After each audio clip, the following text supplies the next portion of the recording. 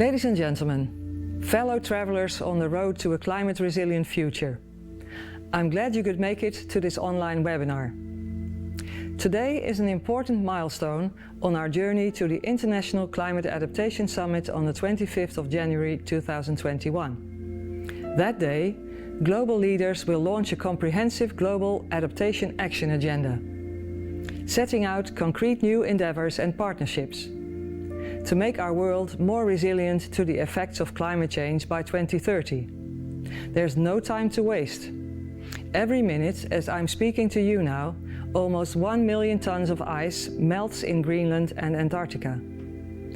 The COVID-19 crisis shows how vulnerable we are, how unprepared we are to respond effectively when a pandemic catches us by surprise. But climate change is no surprise. The effects are apparent here and now. Droughts, floods, heavy storms, rising temperatures and a rising sea level. We're in trouble now, so we need to adapt now.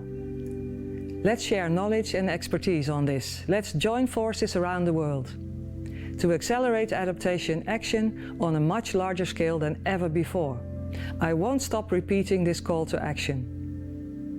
Our country, the Netherlands, has made a name for itself through centuries of water management and adaptation. So today we're showcasing some examples of Dutch innovations. 9 interactive webinars focusing on Dutch adaptation approach and how we can share this knowledge with the rest of the world. Partners for Resilience is an alliance of 5 organizations contributing to resilience of communities. My personal goal is to help scale up global efforts in adapting to the inevitable effects of climate change. I'm happy you're joining me in this venture. I wish you all a constructive and inspiring day.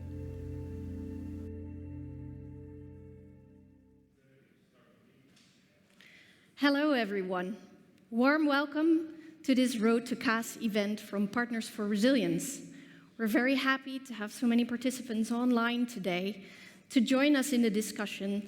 My name is Fleur Monasso. I work for the Red Cross Red Crescent Climate Center, and I'm co-moderating this event together with Thandi, all the way from South Africa. Thandi, take us away. Thank you so much, Fleur, and just what a wonderful day for us to connect. I'm sending you sunshine from Johannesburg. It's 27 degrees, so I'm quite relieved that I'm actually quite indoors and can communicate and have this amazing conversation with everybody today. Good morning, good afternoon, good evening from wherever you're joining us from. Today's event is exciting and the introductory video just nailed it. Today's event is about mobilizing support and galvanizing action as the world moves towards meeting in the Netherlands at the Climate Adaptation Summit.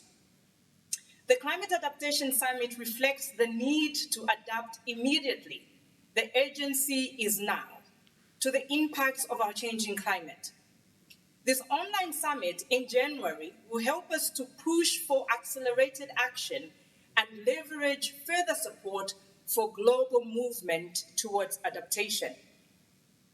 We are in the decade of action, and the decade of action calls for accelerating sustainable solutions to all of the world's current challenges, ranging from poverty, gender, climate change and its severe impacts, particularly on the poor communities, inequality, and closing the financing gap. We want to thank you for joining us today. We are extremely excited. And as one of the panelists has already put it out to me via social media, we are going back to the basics towards resilience. What change do we need to better integrate the adaptation needs of the most vulnerable communities? And how do we improve policy coherence in development and implementation of the post-2015 frameworks that are looking at climate change, urban vulnerability, sustainable development goals, as well as disaster risk reduction as we move to implementing the sustainable development goals. And so, Fleur, without taking much further time from you, will you maybe take over from now and then lead us into what the program looks like with our amazing lineup of speakers that we have today. Thank you very much, Thandi. That was a very inspiring set of the scene. I would like to share two things with you, two elements that we have brought into these discussions to make it as interactive as possible. So the first thing that I would like to ask all the participants online is to make abundant use of the chat box. And to get that ball rolling, I would like to ask you to already write 2 words in the chat box. First, the country where you're living in, and secondly, a word that you associate with inclusive adaptation planning. So please use the chat box, and then we'll already get a little bit of insights who is joining the event, from where in the world, and what they associate with inclusive adaptation planning. Let's try that. The second element, while you are all writing the names of your country and the word in the chat box, the second element is really exciting. We have the honor to have 3 cartoonists here with us who will be drawing their cartoons while the discussions are going on. So they'll use our words to be inspired. You'll see on the screen next to me Rebecca Rivola, who will be visible throughout the discussions, and we can see her drawing the cartoon that she will present to us in the end.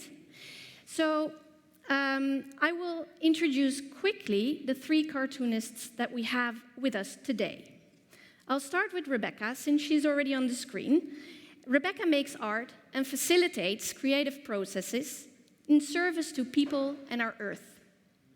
Her background is in environmental science, international climate policy, and humanitarian response, and she has been progressively sneaking more and more of her art into these spaces for almost a decade. We're excited to have you with us. So here we also have the other cartoon artists up. I'll start with Khalid Al-Bayi. Khalid is a Romanian-born, Qatari-raised, Sudanese award-winning artist, a political cartoonist, and a cultural producer based both in Doha and Copenhagen. So he published 2 books called Cartoon and Sudan Retold, and they're in the shelves of international bookshops, but he also publishes his political cartoons in various well-established media outlets. So Khalid is the founder of an award-winning space-sharing platform called catfada.com, Sudan Art and Design, Sudan Artist Fund, and the Doha Fashion Fridays.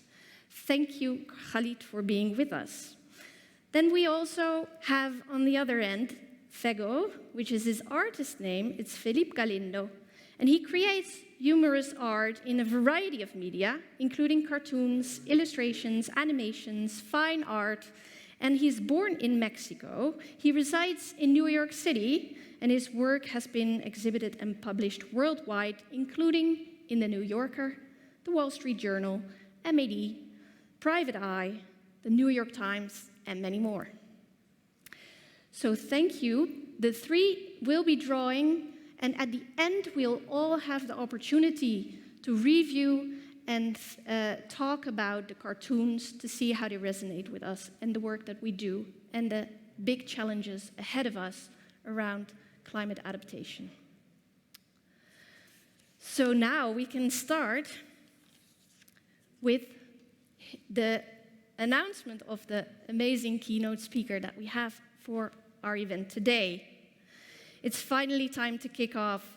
Hindu Umaru Ibrahim will open our event. She's an environmental activist, a member of Chad's pastoralist Mobororo community, the president of the Association for Indigenous Women and Peoples of Chad, and she already began advocating for indigenous rights and environmental protection at age 16. So she is a true inspiration, and without further ado, I'll give the floor to Hindu Umaru Ibrahim. Thank you. Thank you very much. And hi, everyone. It's really a great pleasure to be with you. And I'm always love the cartoon design. I'm so happy we have three of them with us that can make a design in what we are doing. You know, in the community who do not know how to write or read, having the design is very important because it can give a meaningful of what we are saying. So I am happy to be here to discuss with you the importance of including of indigenous peoples, local communities, or the most vulnerable in the adaptation solutions. And we all know that 5 years ago, you know, the Sustainable Development Goal and the Paris agreements that give us hope and energy to those who are in front line of climate change, poverty, to all eradicated and see how we can design a better future, how we can dream about better future. And we all also know that those global agreements who are a roadmap for collaboration of action yet have been gone backward because of the COVID. So the COVID opened the door to increase the deforestation, the mining, the fires. I'm seeing that in my brothers and sisters from the Amazon and all the Congo Basin. Increasing poverty, hunger, and conflict. That's what is happening in my region and especially in my country. And we also all know 5 years after, we have seen almost the bad news. Even in China, in Europe, that validate this year a target for the climate neutrality. It is what too far to avoid dangerous impact of climate change.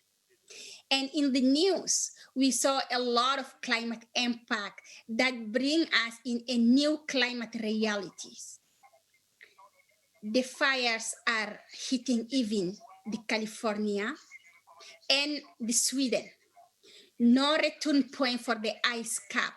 Intense drought in the Sahel regions, all the East Africa.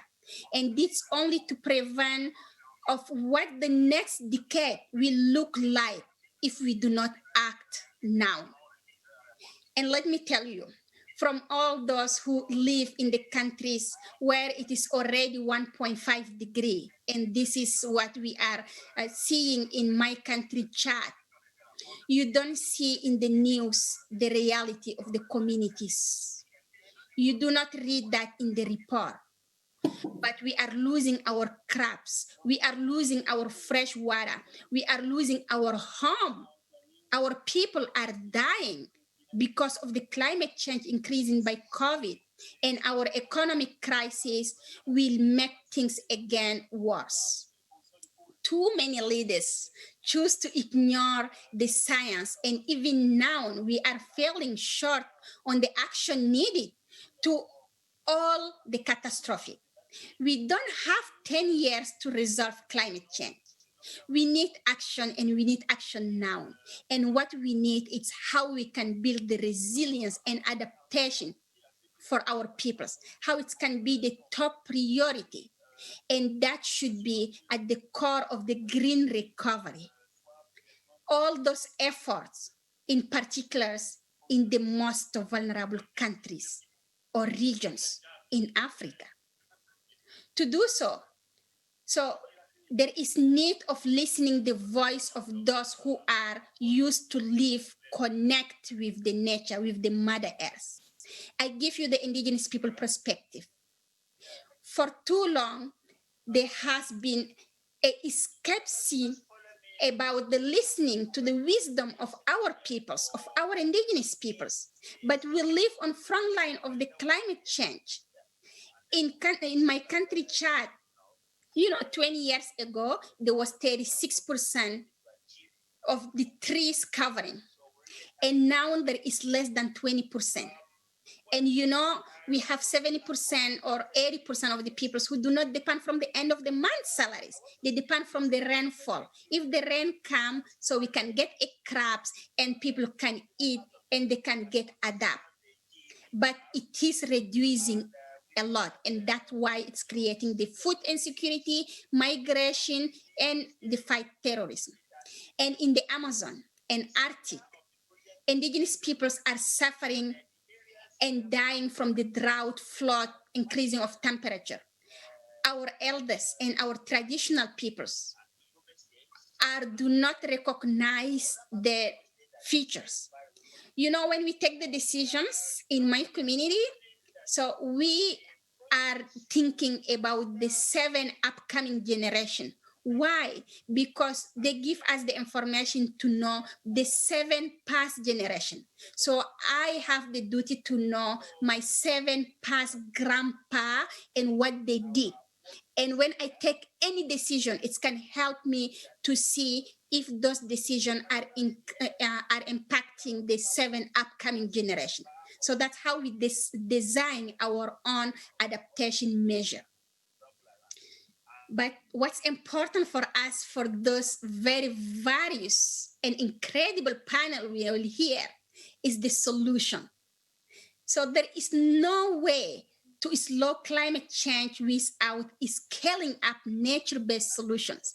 And what we call nature-based solutions for indigenous peoples, it is our way of living in harmony with the nature. So climate change is the third bigger factor driving species extinctions.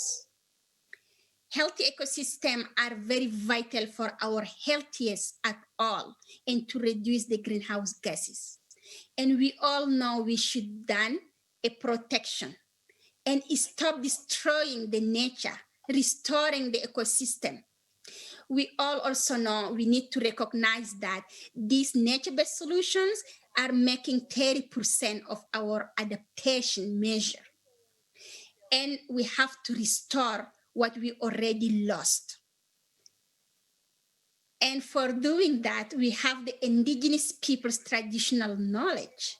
And in my communities and many other, we use those traditional knowledge to help us to build the resilience and get adapt. And they are need to have them in harmony with the international policies that are taking.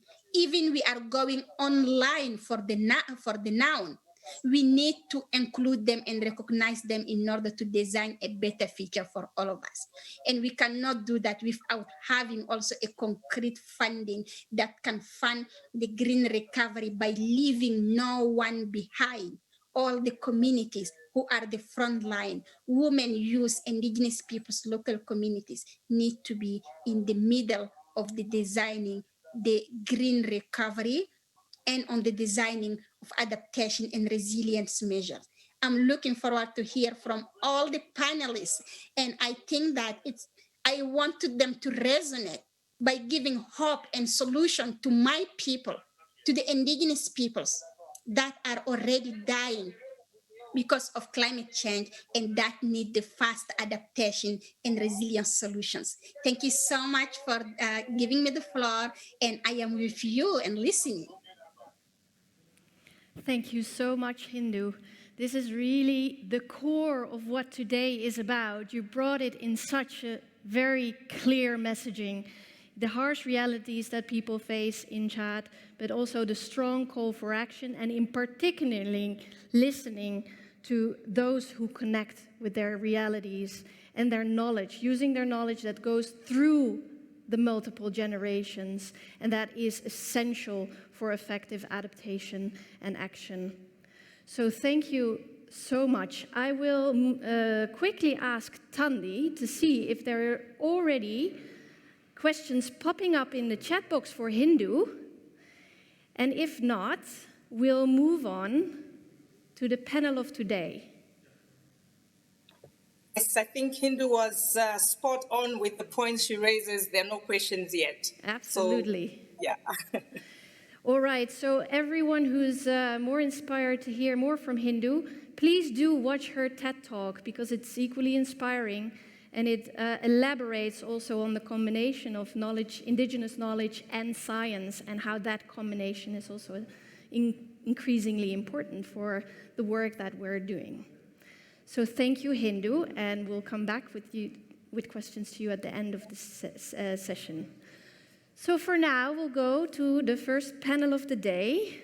We have 4 panelists with us here on the line. And I'm very happy to have you all with us.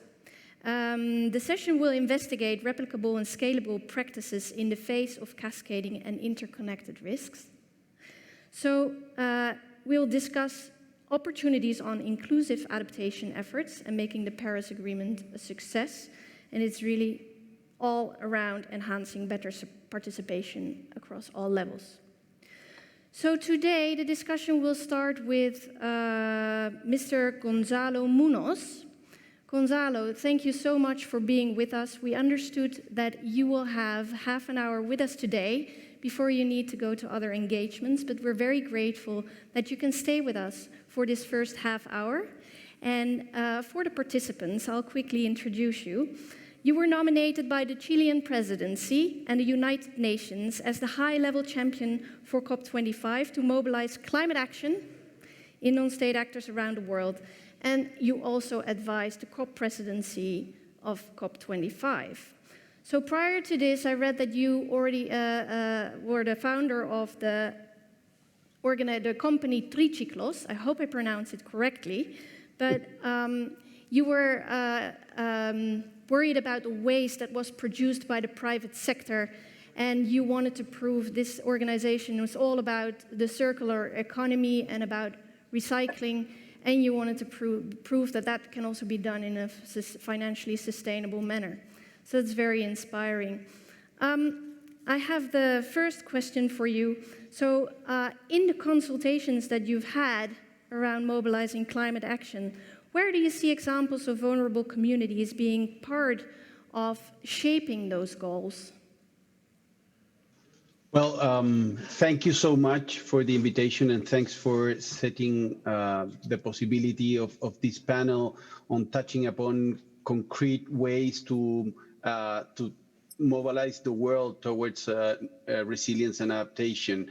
And as I only have 3 minutes, I would like to touch upon mostly 3 points. The first point is on climate action and not leaving anyone behind.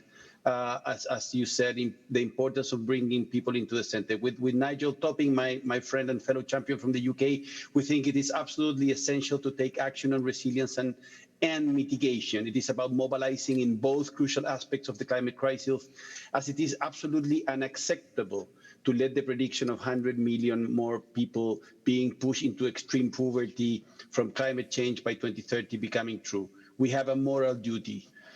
And COVID-19 has demonstrated what happens when we don't anticipate and prepare to risk. We must learn from this and build resilience to climate change, also taking into consideration all of the learnings that we've had during this critical year.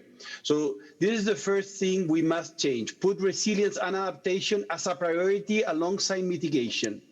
That's why we, as high-level champions, plan a sister campaign on resilience alongside our Race to Zero campaign, as I expect most of you, all of you would have heard about it and be related to this Race to Zero campaign. For all non-state actors from all around the world would have this now a sister campaign touching upon resilience and adaptation. Then the second point is on voice and empowerment for a just transition.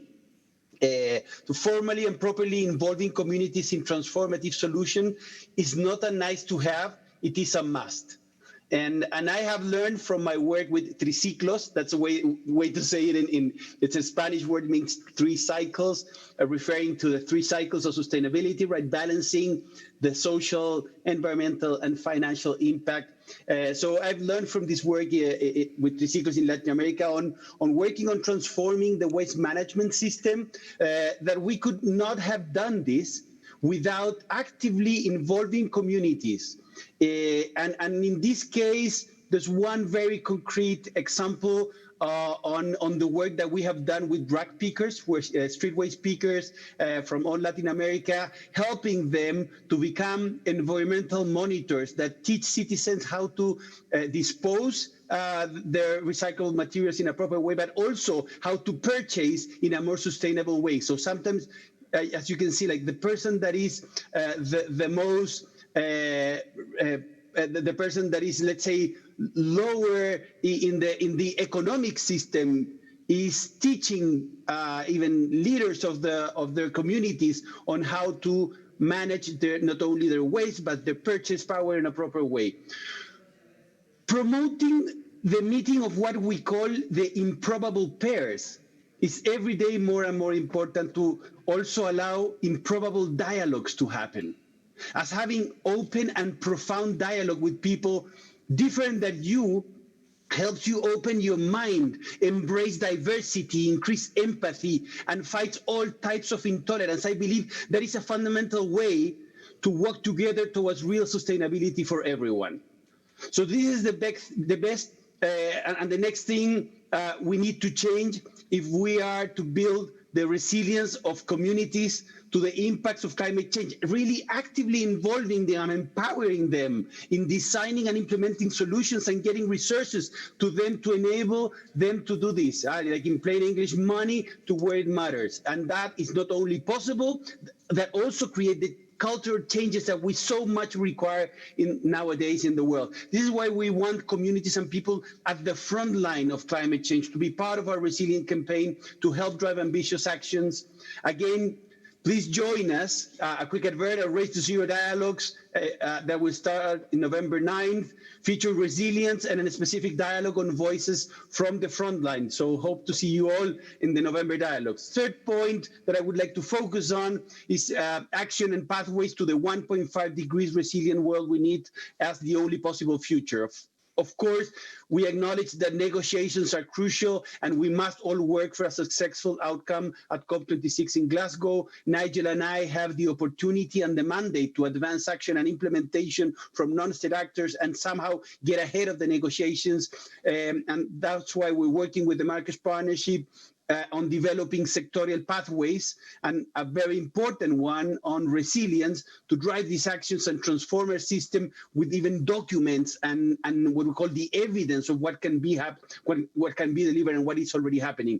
Let me give you an example how to transform a broken food and agriculture system, something close to my heart as a farmer.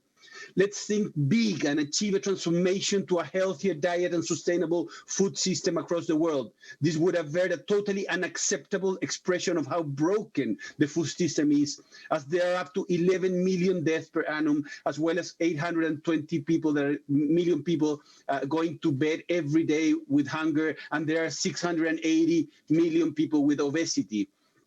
So at the same time, this transformation that we have to do in the food system would reduce greenhouse emissions by up to 30%, and just reducing our food loss and waste would cut global emissions by about 8%. So it's so clear that we need to be ambitious, set those actions clearly with pathways, and then deliver those ambitions in order to deliver Paris and the wider Sustainable Development Goals. So thank you, and looking forward to learn how we can work with you and advance action at the Climate Adaptation Summit. Thank you very much. Thank you so much. A true climate champion here has the floor, that's clear. I heard so many things from taking leaders along, open dialogues, embracing diversity, empowering communities, money where it matters, thinking big, set clear ambitions. It was very, very good to hear you elaborate on these things, and we'll take your invitation at heart. We'd love to show our evidence and the work that we're doing in Partners for Resilience, so thank you so much. I will again look at Tandy to see if there are any questions coming in from the chat box that we can still then pose to you before your departure. So again, to the audience, please type questions. And for Gonzalo, please type them now, because otherwise he won't be able to respond to them anymore. So, Tandy, over to you. Again, Gonzalo's, I think, raised very salient points that you've reinforced, Claire, in the summary. No questions. I think people at this stage are just absorbing the information as it comes in, and hopefully, I think as the event goes along, people warm up and start asking questions along the way. But excellent points raised. Thank you very much. Wish you all a great rest of the session. See you. Fantastic. Bye-bye. Thank you so much Thanks. for having you. So our next speaker here is Sven Harmeling. Oh, and we'll now see Pablo. So the order is fine. We'll go with Pablo. That is, oh, there's Sven. Absolutely fine. There's no real set order here, but Sven, great to have you here. For the audience, Sven Harmeling works with CARE International since 2013 as a global policy lead on climate change and resilience. So if you ever have been to the UNFC premises in the intersessionals or at COP, you will inevitably run into Sven. And Sven is coordinating CARE International's climate policy work, and he has been active in the international climate policy space for about 15 years now, primarily focusing on issues around adaptation, loss and damage, climate finance, and more. So, Sven, it's great to have you here, and my first question for you is the obvious question, because you've been working on climate finance for so long. Do you see a lot of climate finance reaching local actors, and what is needed, in your view, to empower more local actors to access climate finance? And what are the current biggest bottlenecks for not getting the money where it matters most? Yeah, thank you very much for the invitation, and I'm happy to bring in some of CARE's experience here as well as other partners. Let me maybe start with some of the key examples which we see in our work with communities, and part of this is also from Partners for Resilience, because I think it also helps make the case why we need to put more efforts and more attention to the question on how communities can really be in the driving seat, including in the implementation of adaptation, loss and damage, and other types of finance. And some of these examples include, for example, that in Indonesia, we've seen villages who dedicate up to 30% of their budget to resilience building measures. So not just waiting, of course, not sitting back and just waiting for climate finance to arrive, but really understanding the challenges and tackling them with the means they have available.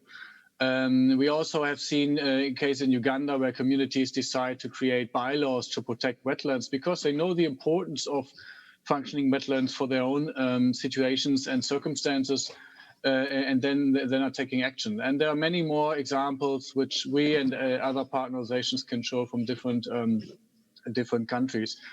I think what is absolutely essential is to ensure that national and international policymakers understand what happens in communities, and to ensure that those voices, local voices, are included in the processes and debates relevant to this. And getting it back to the issue of climate finance, I think there have been a number of studies which unfortunately really shed light that too little of the climate finance, which is supposed to support the communities in their resilience efforts, is really ending up there or is driven by those communities. I think some of this has to do with the complexity of, for example, a multilateral fund like the Green Climate Fund or the Adaptation Fund, where you have, of course, difficult, complex fiduciary standards, which, of course, have their reasoning, but which then are only big organizations or international organizations able to access. There has been some progress in terms of promoting so-called direct access through national institutions, but I think we're far from where we need. But I think we should not only or reduce it to the question of direct access to a fund, because all those organizations who are able to access those funding mechanisms, they have a task to play in terms of really, let's say, designing projects and programs where the communities are in the driving seat, and where then those organizations with fiduciary functions can channel forward the finance to actually to the community level. And there are different ways of doing this, and I think there are some good examples out there where those organizations, for example, on grant funding to local led solutions, and I think that has to happen much larger scale. And I think there's also tasks not only for the multilateral NGOs or multilateral organizations, also for bilateral aid organizations to put much more efforts into the role of communities, for example, as well as on the national level, of course, where governments direct this. So I think there are some good examples and some interesting trends, but we are still far away from the level of community leadership, so to say, in implementing the funds than we would like to see and need. Thank you so much, Sven. I think this is we're impressed by the multiple examples of CARE on the ground to really empower communities to be part of these decision-making processes. So it's very good to hear from you, even though you have your message is that it's far from where we need to be, and that many more communities need to have much more scaled up action to really cope with climate change. I'll be again looking to Tandy. Tandy, are there already questions coming in from the chat box for Sven? Oh, I think you're on mute. No questions yet. And I think I suggest you have 2 more speakers. Yeah. Let's see if you have the 2 speak, and then if there's other questions, and then otherwise we can bounce questions between the panelists themselves. Yes. Because there's already some contradictory statements that are coming out. So it would be great to seek clarity from the panelists themselves on how they see us moving forward in finding solutions. So I propose you have the 2 speakers, and then we come back to the 2 speakers. Absolutely, we'll do that. Pablo Vieira, you're next. I will introduce you to the audience. So, Pablo Vieira is the Global Director of the NDC Partnership Support Unit. Hi, Pablo, there you are.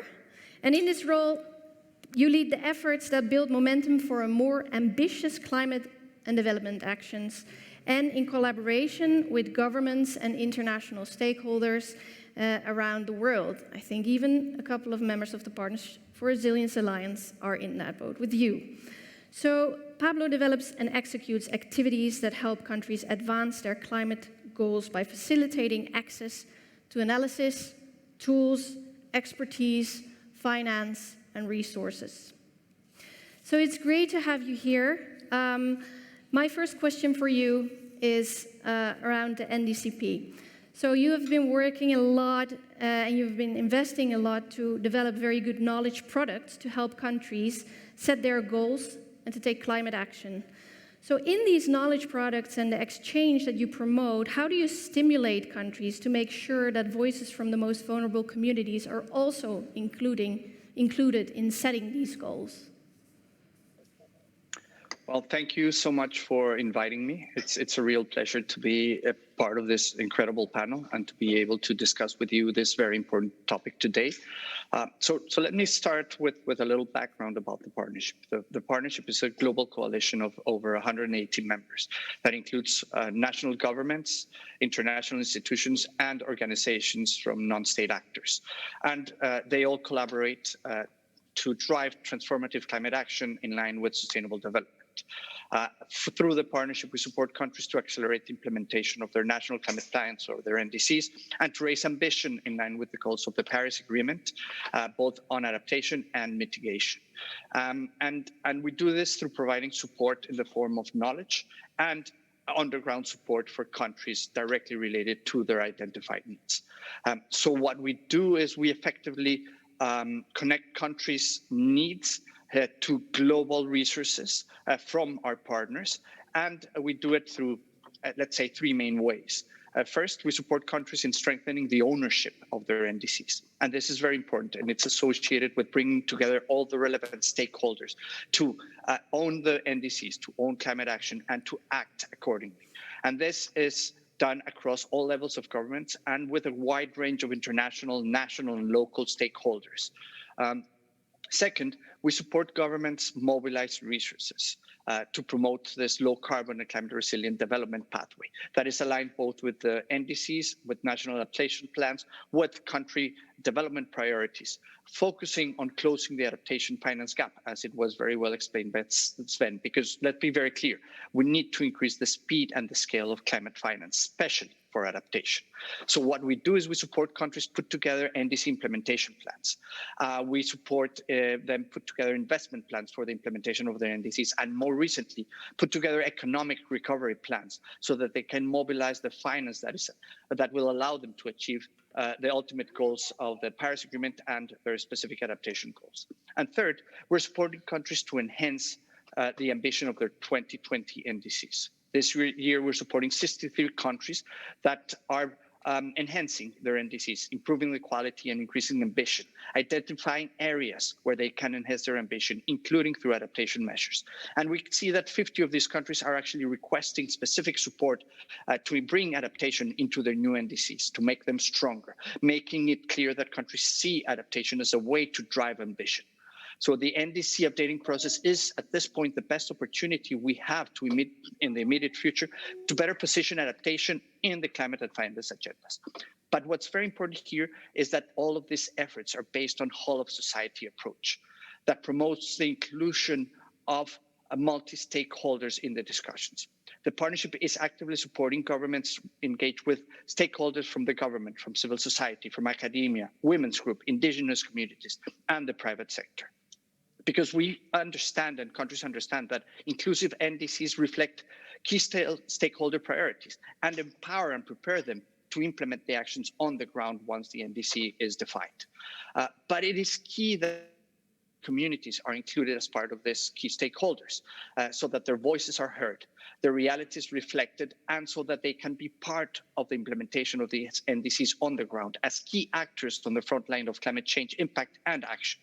So that's why it's important to highlight that 40 of the 63 countries that are supporting and the updating process of their NDCs have requested specific support for multi-stakeholder consultation. As you can imagine, nowadays, this becomes very hard with the inability of people to travel. So we're supporting also countries to strengthen their capacity to do this stakeholder consultations online, bringing resources to the ground so that all types of communities can come together and support the preparation of NDCs and the preparation of NDCs and the implementation of NDCs.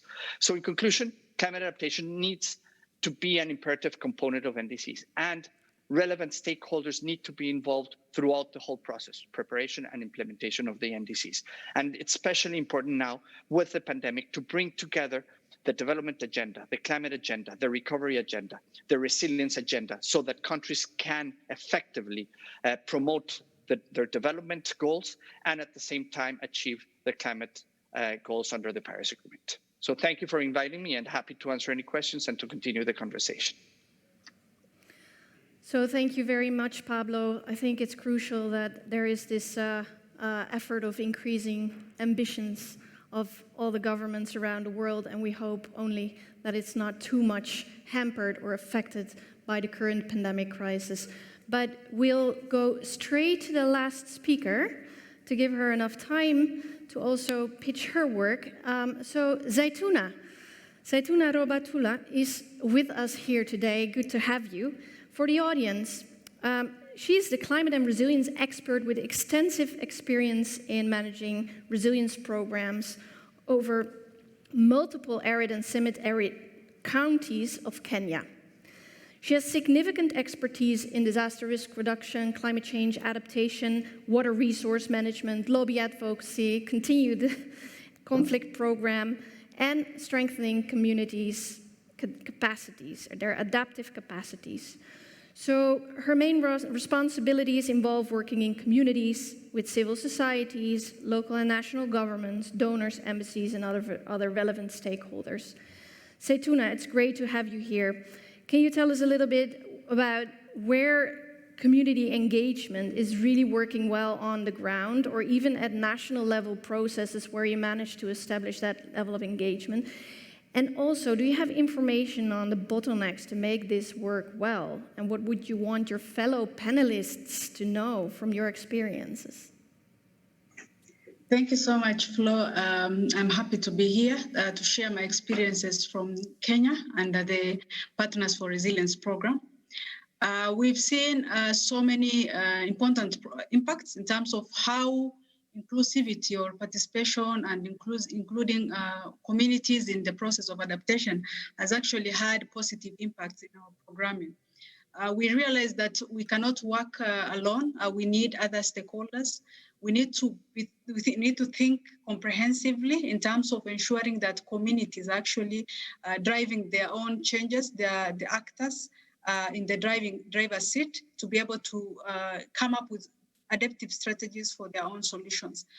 One of the, maybe an example that we've been able to, over the years, for the last, I think, 7 years now, we've used a tool we call a Camel Caravan Campaign, which is actually bringing communities both who are residing both downstream and also upstream on the river basin that our target program is implemented, and trying to facilitate dialogue on the issues that is facing the communities who are actually depending on this river basin for their livelihoods. And if you look across the landscape, you'll see that there's so many different interests, different communities, different land use systems which are there. And this is affected as you move from upstream coming downstream. So this dialogue or campaign, we've been able to do it for now the last 7 years, and we started it to bring dialogue, to facilitate dialogue, to bring communities to talk to each other, understand each other's perspective, understand the impact they're having on their activities, and through this also bring on board the government to be in the center to see how they can be able to adapt their programs, to adapt their policies, their strategies to be able to speak to this reality. The other challenges that usually happen in this process of adaptation and how we also ensure we include communities, one is how we do our vulnerability assessment in terms of how comprehensive it is. How do we define who are the vulnerable communities? Who are they? And most of the time we don't do it in a very dignified way, because it's not about just saying this number of people are vulnerable, but looking at even how different these contexts are. Let's say if it is a woman, this woman cannot be the same as any other woman, depending on the vulnerability context there. So the main basis of how we can be able to deal with this issue is starting from the root down there when we are doing our vulnerability assessment to be able to inform our adaptation strategies or the solutions that our program will be able to speak to. The other thing I think it has been spoken is about a co-creating of knowledge with the indigenous knowledge that is available, how we marry the two between the scientific and also enhancing, because the coping strategies of these communities have been in place for so many years. So what we should be coming to do is to enhance where these capacities are loosened or where we feel like the communities cannot be able to maybe take themselves from one point to the other, building on what is already there. The other one is about how we ensure that the voices of those marginalized communities are heard. Because within the community, there are those who, even if you call them to meetings, they do not have even that courage to speak. And it is about time that we create safer spaces for them to be able to air their issues.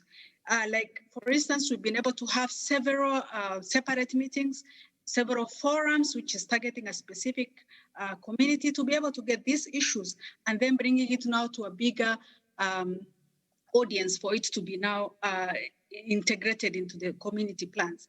Okay. The other thing is about integrated planning, and this is the challenge that we've been able to see in the policy processes, where you see many departments at county level or at the government district level are very much not they're incoherent with each other.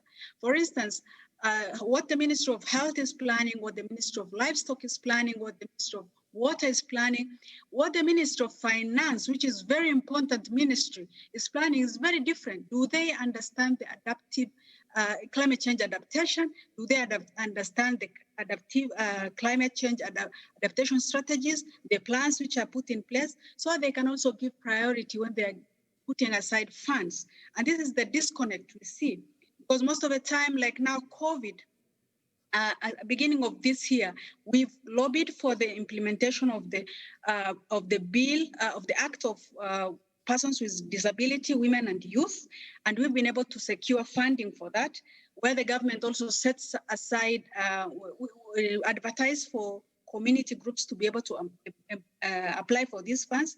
However, when COVID came in, the first funding which was diverted was actually such kind of funding, which is really important, targeting the vulnerable groups. And this already shows the disconnect between what the other planners are doing in the other ministries vis-a-vis what the other planning unit in the Ministry of Finance or the Treasury is actually aware of. So we really need that coordinated kind of planning within the government, within the also NGO, and also the bigger civil society group, which we'll be able to do under the Partners for Resilience. We created this forum for the CSO network, where all programs geared towards resilience are being discussed, so we avoid duplication and also minimize resource wastage, so that our impact should be felt in the community and also at the country, in the country as a whole. Thank you so much. Thank you, Saiduna. It's always very inspiring to listen to you. And I think many of the messages that you brought forward here really need to be underscored towards the real Climate Adaptation Summit, but also to the movement, to the Ambitions Summit, and to the COP in Glasgow. So we really hope that this, will be resonating further in the cartoons and in the dialogues. You already made the bridge a little bit to the second panel, also asking for coherence. We have a short question, and we will show a cartoon up online so that we can already start reflecting on the cartoon as well. So we have a question for Sven, and it's very short. We're almost out of time, but Sven, what do you think about the idea of giving communities total management of climate funds instead of giving it to intermediaries like NGOs, banks, or any other companies that are not part of the beneficiary community? It comes from the chat box for you, Sven. Total control.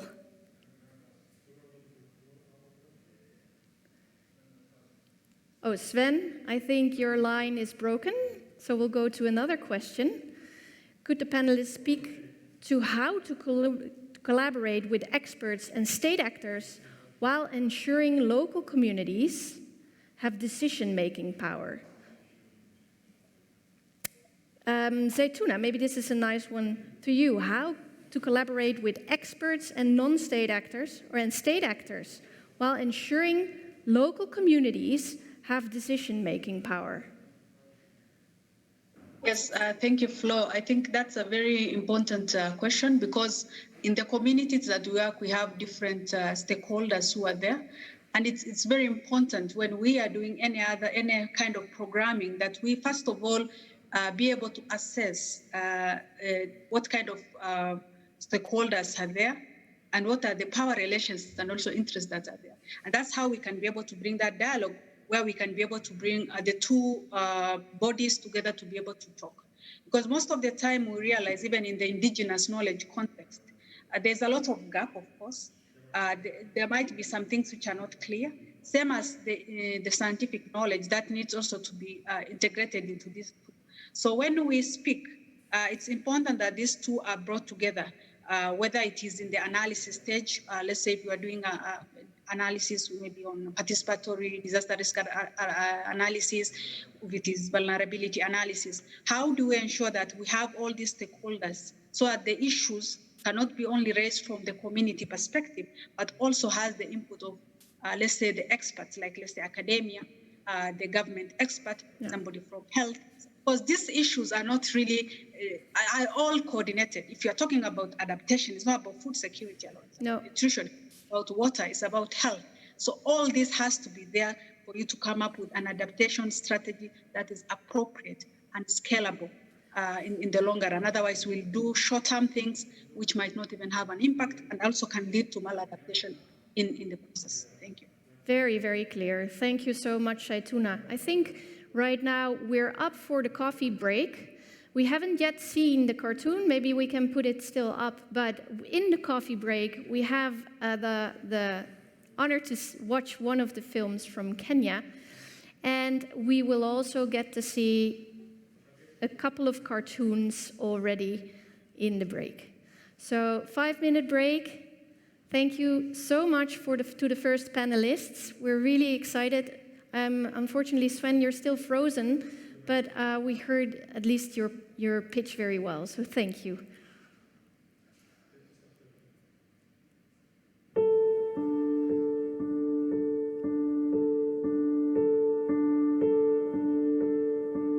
Kama sisi hatutaongea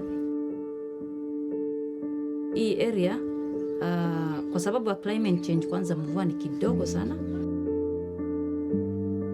Leo ni siku muhimu sana. Hiyo ni mkutano ni ya Arua na Warma.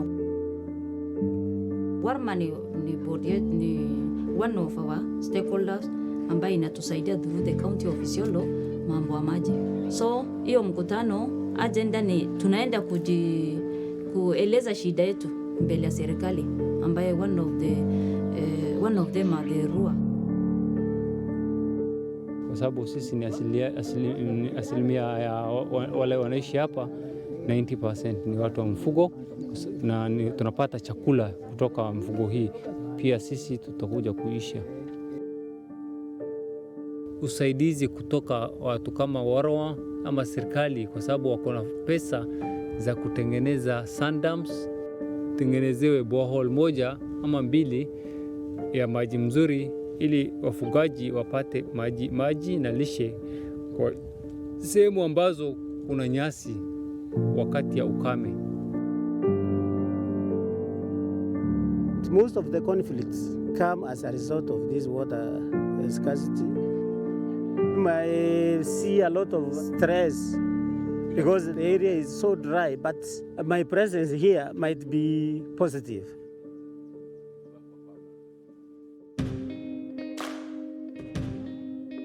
Saa hizi kwa sababu ya climate change na tunajua shida yetu. Maji ni shida kubwa kwetu, lazima tupate kushughulikia huku kwa county, district na location level. Mbeleni watu wa serikali wanakuja wanatuambia tu force, wanasema, lakini saa hizi iko tofauti sana kwa sababu kuna community participation ambaye sauti ya community ndio muhimu. Baada ya kuform hii RUA ndio tumeona tumejisaidia, kwa sababu kama hii shida hatungetoka kwetu, ni mtu ametuletea, tungetupa tu mahali tuende, kwa sababu ni vile tumeona shida yetu ni sisi tu, kwa sababu tunaona shida, tuko na viongozi, tuko na resources. Hivyo kwa kifupi, leo tuko hapa kuwafanyia training. Mkafanya juhudi, mkaandika proposal through WARA na mkapata funding kutoka Water Sector Trust Fund. The strengthening of the RUA at the community level also it helped the ICCN, the Isiolo County Civil Society Network. It also helped the government to come up with the relevant policies that can change their livelihood. Sauti yangu, the community is spearheading this environmental conversation. Sasa tunasikika na vitu zitabadilika. RUA did well because they pinpointed where the problem is. They know the solution to the problem. They told me that the water borehole here, a water pan here, a dam here.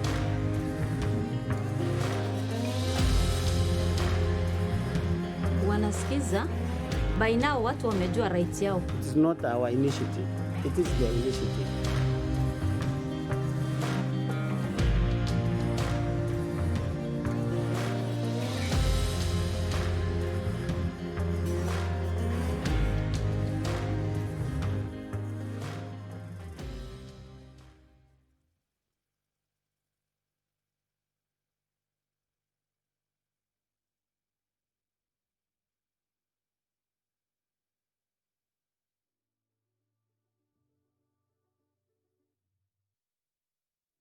Living in a crowded dream, searching for the quiet that you need to breathe. Gave up on your sanity to hide behind your shadow, while you tried to take the sun down. Hearts don't ever change to gold, out there thinking that you're in the world alone. No one ever told you that you'll have to fight for something, or you'll never learn to balance.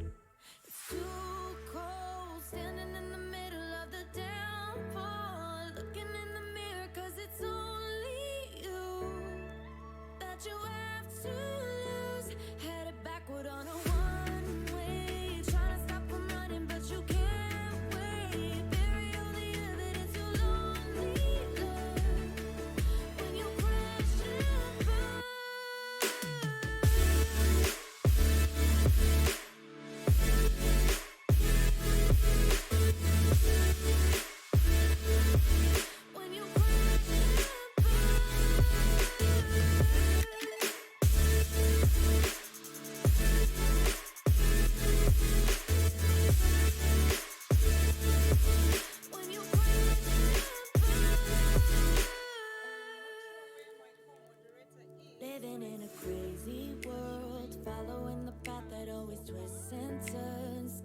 on your sanity to hide behind the devil.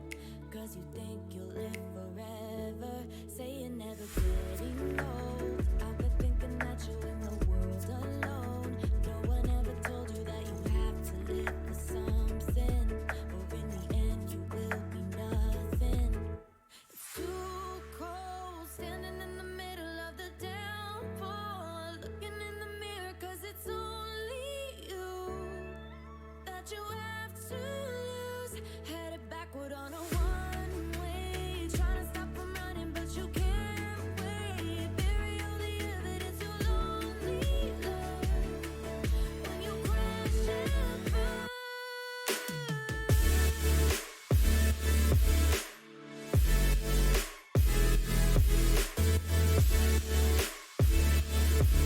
When you crash and burn. When you crash and burn.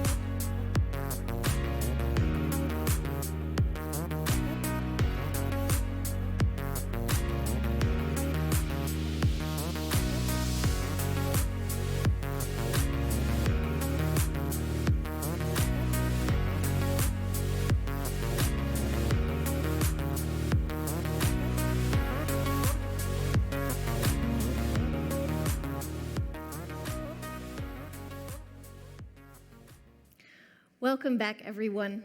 We hope you've been enjoying the film from Kenya, but also a number of the cartoons that was shared with us during this coffee break. I thought there were very, very powerful ones amongst them. So it's time now to go to our second panel, and I will pass the floor to Tandy to introduce the panel and to talk with the panelists who are ready for us. Thank you, Tandy.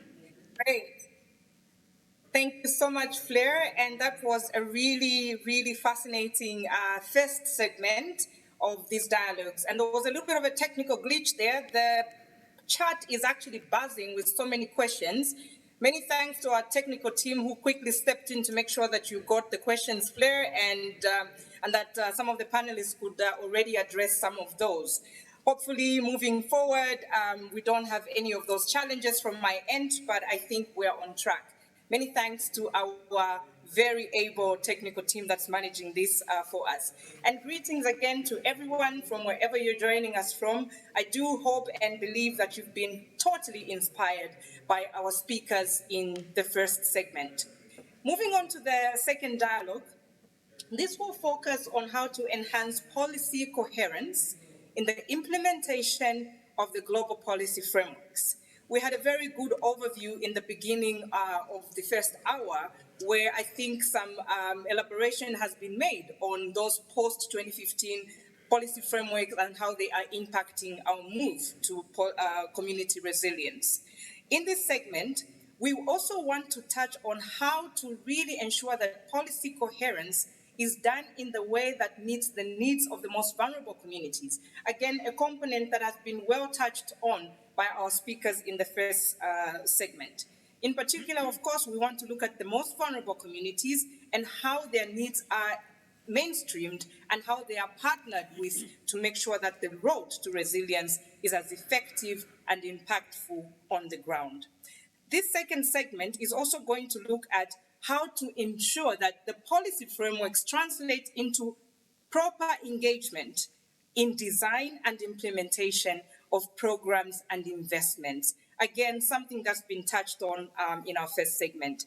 What we also want to talk about is the role for synergy. How do we make sure that this is done effectively? And how do we avoid trade-offs and the ripple effects of one crisis escalating into the other? The COVID pandemic has been highlighted as one that has actually almost caught the world unprepared. So the issues that came out again in the first segment were around how ensuring that green recovery actually is cognizant of other issues that are connected to the health sector. And so, introducing the next panel of speakers, we are very excited that we have such distinguished members of the development community and governments that are joining us in this next segment. I want to start by introducing David Stevens, who has been with the United Nations. If we can get David on the screen. Hello, David, welcome. Very brief introduction. Good morning, good afternoon, everybody. Stevens. Welcome, David. So David works as the head of the UN Office for Disaster Risk Reduction in Bonn, Germany, and he's been with the UN for 21 years. I'm almost suspicious that this profile has got much more about what David has done in his career. But to get started, maybe, David, you just want to say a little bit about yourself, and then we can move into the questions. Okay, you want me to complement an introduction? I'm with the Office of Disaster Reduction, and focusing on what we do in Bonn. We focus on the monitoring and implementation of Sendai, but more importantly, the interface between climate change and DRR. And that's why I'm so pleased to be here, because this is exactly an area where we have to bring closer together climate change and disaster risk reduction. Back to you. Excellent. Thank you, David. Welcome again. I'm not sure you listened in to the first segment, but one of the issues that was discussed in there was around governance and engagement of local communities. And one of the things I wanted you to talk to us about today was the key factors around effective risk management is obviously around governance. In your experience, Stephen, are you able to maybe share some good examples where integrated governance is actually allowing us to better face the systematic risks that we're facing in today's context? No, definitely. Of course, I did listen in, and I'm particularly fascinated what I learned from Zitswana on the Camel Caravan campaign, and I think it's always good to see these successes happening at the community level. You know, I wanted to step back because being from the disaster risk management community, we have a different perspective of how we look at the impact of hazards, impact of events and climate change for sure, but COVID-19 has really brought to the front new realities we've been defending for years and which now have to be dealt with in a more serious way. So when I look at actions like governance, I'm thinking, well, what we actually have to be looking at is risk, vulnerability, and a development perspective. And the risk perspective is important because now with COVID-19, everybody is well aware of the risk of going to a supermarket, of traveling by plane. The fact that we are all here together virtually is because we all collectively understand we can't take the risk. So risk has become part of our decision-making. And it's something that should always be there because we always have risk. In a building can catch fire, in a beach with a tsunami. I think it's just now that all of a sudden we become very aware that risk is something we have to deal with. We have to actually put into our community plans, our community strategies. More importantly, though, is the vulnerability, because remember, risk is a function of your hazard and vulnerability. So, and this is reflected what we're seeing today with the health pandemic and also the impacts of climate change, that vulnerable groups are disproportionately more impacted. And this is a reality. So we have to focus on the vulnerability, and particularly the vulnerability of the vulnerable groups. And risk and vulnerability are better dealt with locally. And I think this is what's very important in our discussion today, is that all risks are basically local. So we have to need to find solutions and new ways of working that will allow governments to address multiple compounding issues while empowering communities to scale up resilience. So localization is right front and center. All actions begin at the local level. And that's why I thought it was so interesting, the Camel campaign, Caravan campaign, which illustrates the sort of actions we need to be having globally. And I just one final thought is, more than talking about sustainable development, we have to be talking about risk-informed development. The climate crisis demonstrates what we, the disaster management community, have been preaching for years, that nothing undermines development like a disaster. And also what's become very evident is this whole thing that risks are systemic and all crises are cascading. I mean, the COVID-19 for sure shows that we've got one disaster after another, compounding disasters, the cyclone attack, the fires. So we really have to look at it not as a hazard by hazard approach as previously, but we have to look at it collectively. Risks are anchored on realities that make communities vulnerable, including socioeconomic, sociocultural, and socio-ecological contexts. And we need a roadmap. So I hope in the questions I can perhaps elaborate. Governance for sure is one of the key actions you have to ensure is in place to ensure that you have a coordinated approach at the community level. There are other, of course, action points like breaking down the silos between the different communities, bringing the disaster community closer to climate change.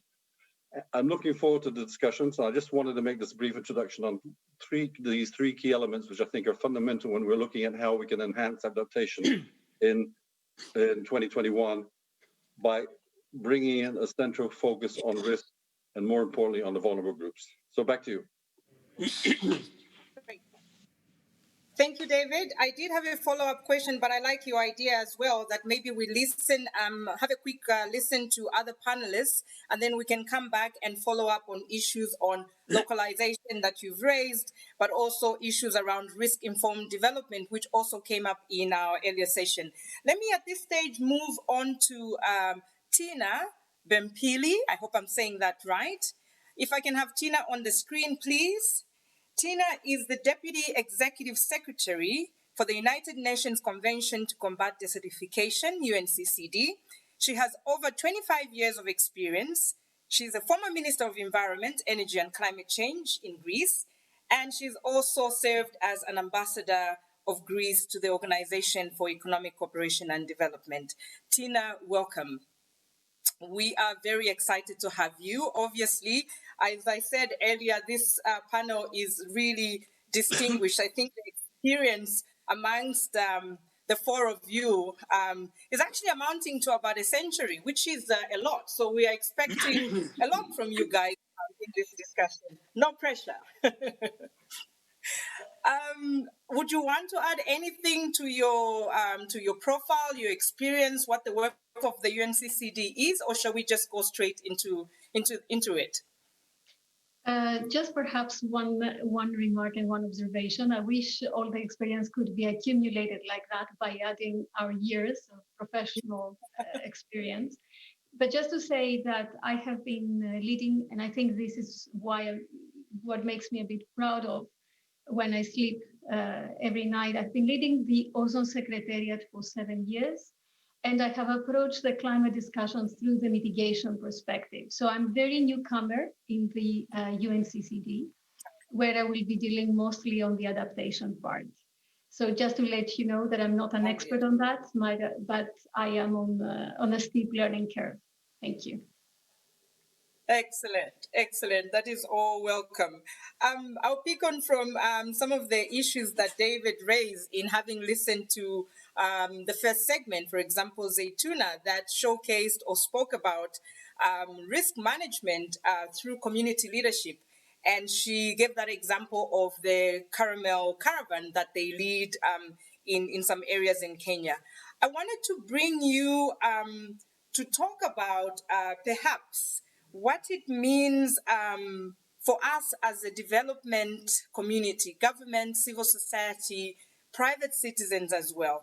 The UN and the world, literally in 2022, will be celebrating 30 years anniversary of the 3 Rio Conventions, looking at climate change, desertification, and biodiversity. Now, this is obviously a critical moment with all the challenges the world is facing: poverty, land degradation, inequalities, lack of access to financing, which we also heard about in the first segment. But also, I think there seems to be a reality that actually local communities are really not yet seen to be drivers of change. They're not seen as leaders. They're still sort of the very top-down approach, if I may call it that.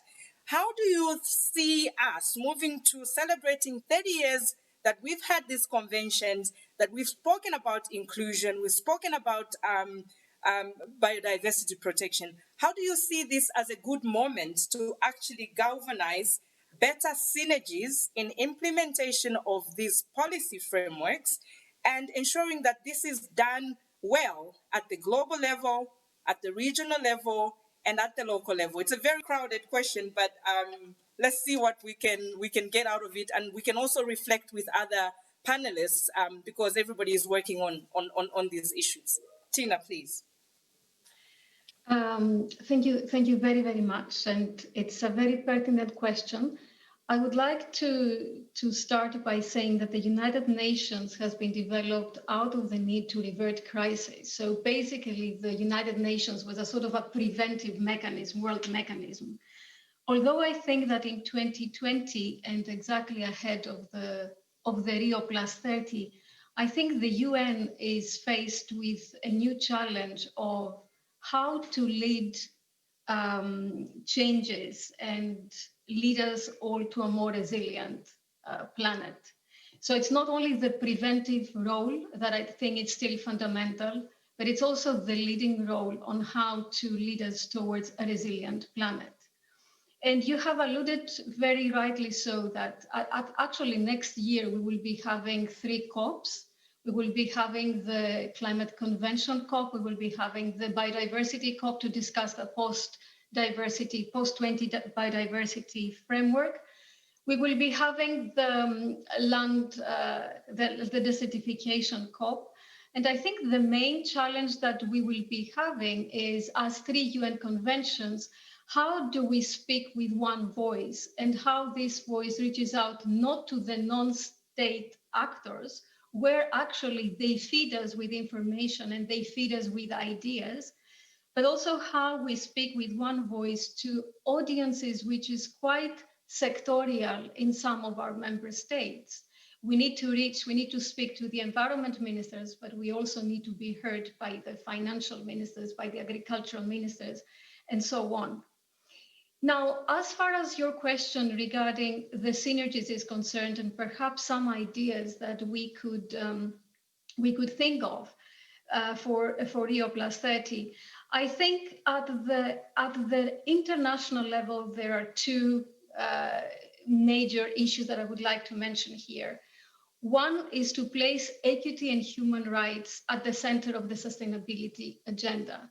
It's true that whenever we have an issue in intergovernmental negotiations, always the issue and the big challenge is how you address equity, how you ensure that developing and developed countries are sitting on an equal footing in every decision that is taking place.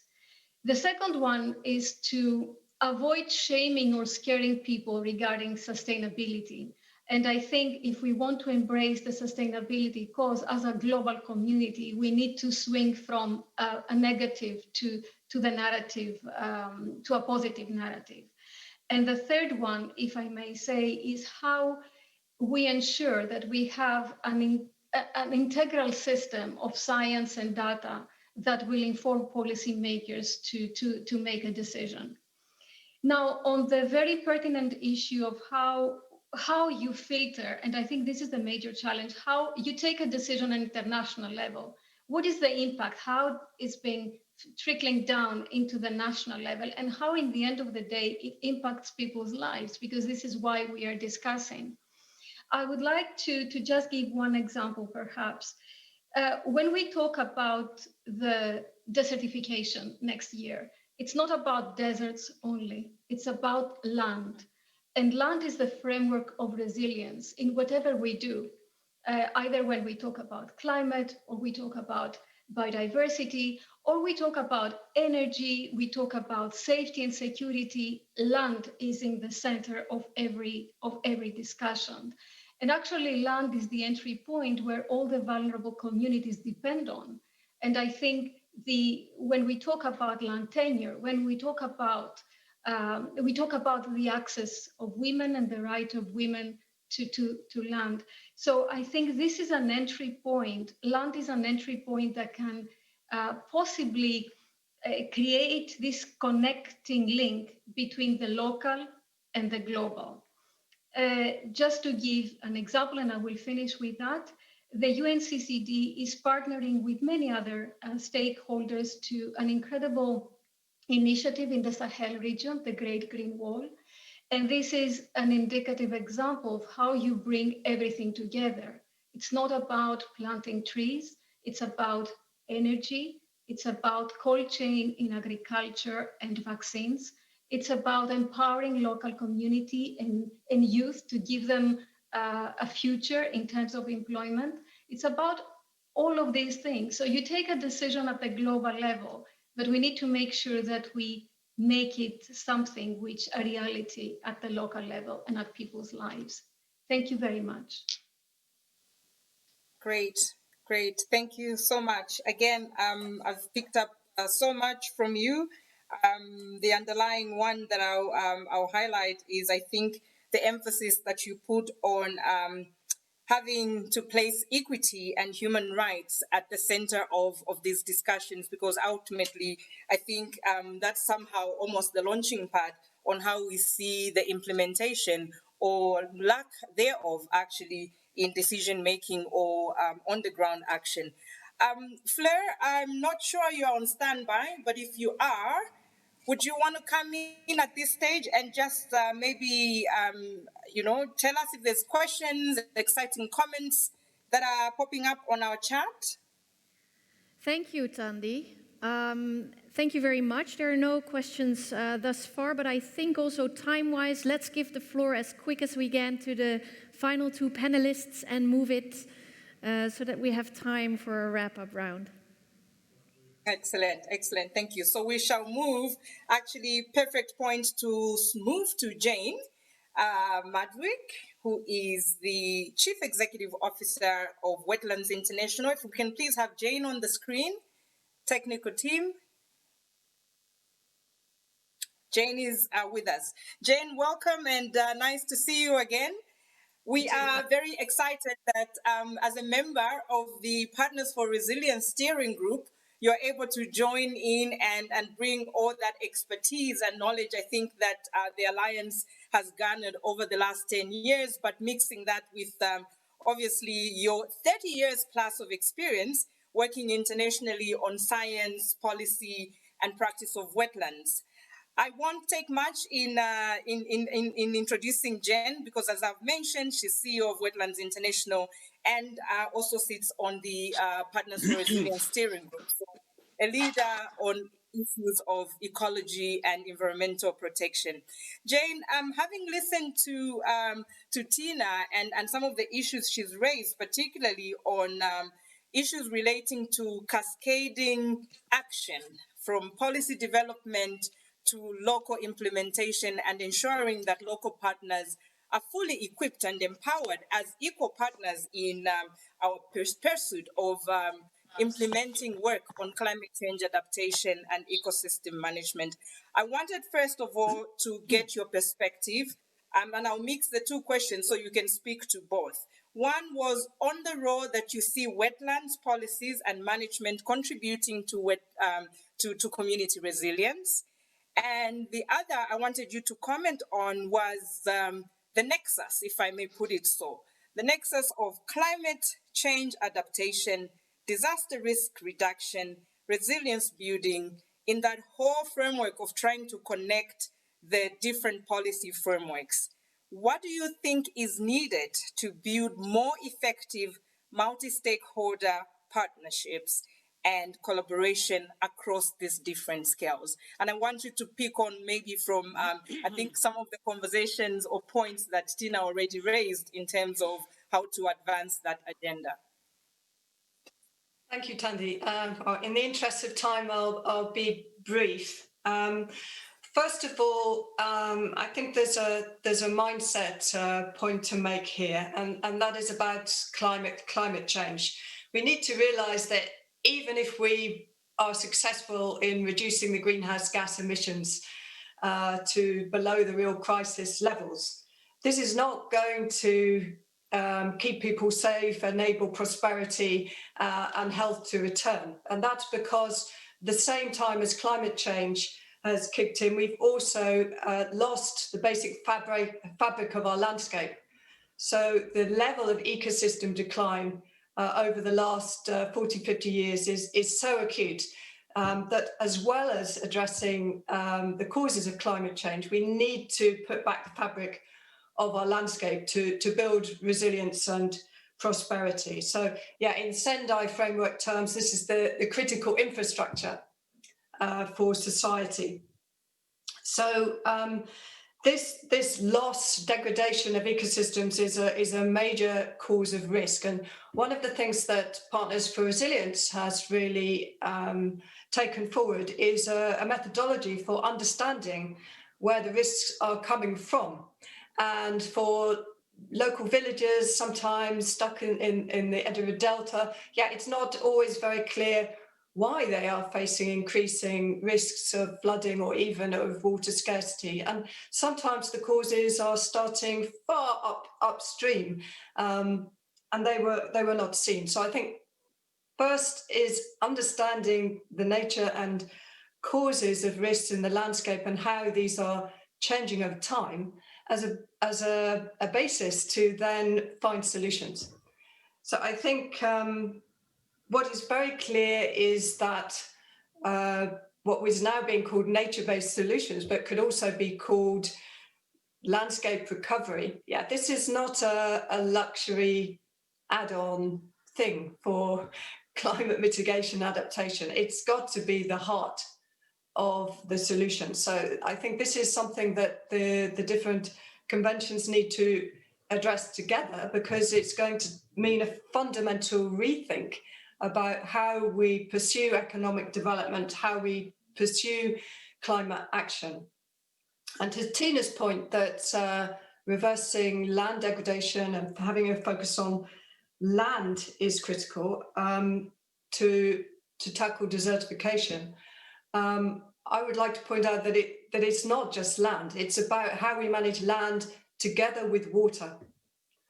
So my second point is that there is too little attention on water, which is the main medium through which climate change is playing out. And the poor water management is intricately linked with all decisions on land tenure, land governance, land management. And until we bring land and water management together, there isn't a hope of successfully regreening areas which are desertified into a sustainable future.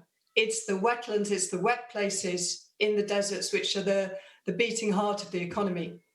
And as long as these continue to shrink and those water resources are diverted, then it will not be possible to bring resilience to the most vulnerable people. So connecting land and water management, focus on the hotspots in the landscape, which generally is where the water is, and resolving those the competition around land and water resources we see is key. And we've got more than 25 years of experience in the Sahel, actually partly through Partners for Resilience work in bringing together those different parts of the community who depend on those land and water resources, the pastoralists, the fishers and the farmers. And we've had a lot of success through Partners for Resilience in enabling those different parties to understand each other's needs and to join together in unions at different scales in the landscape to better manage those resources for the common good. So I think this is very hopeful. Some of these approaches they're really the key to unlock transforming how we manage our landscapes for the future. So my last point is indeed, about the power of communities to bring change. I think over 10 years, Partners for Resilience has proven this, that by understanding what's causing the risks in the landscape, it has been possible to mobilize communities and groups of villages at different scales to work together to directly improve, to enhance their landscape, recover the ecosystems alongside building their livelihoods, but also to effect bottom-up policy influencing. But armed with this knowledge about what really would make a difference, we have been able to give voice to those communities, such as some of the very poorest communities in Bihar in India, who are every year affected by these increasingly devastating floods. Not because there's more rain, but because the landscape upstream has been disrupted. So they are able now to develop disaster risk management plans locally, but also to affect the plans at different scales that actually can reduce or even prevent the devastating risks to them, as well as local risk management measures, flood warning schemes, etc. So this is an extremely powerful way to work, bottom up, but we don't see these kind of investments being planned in economic development or in disaster risk reduction major strategies or in climate action. So what's needed is really to have a different way of distributing these kinds of resources. And I would look at some of the major funds that are available for infrastructure development that is labelled to increase resilience or to reduce disasters. I think a good proportion of this infrastructure development needs to be in natural infrastructure to put back in the landscape the capacity to store water and therefore to reduce the risks of floods and droughts, prevent landslides, even fires, but also to build the capacities, enable communities to take action and to bring influence. So, yeah, lastly, I just want to say to end where I started about landscape recovery.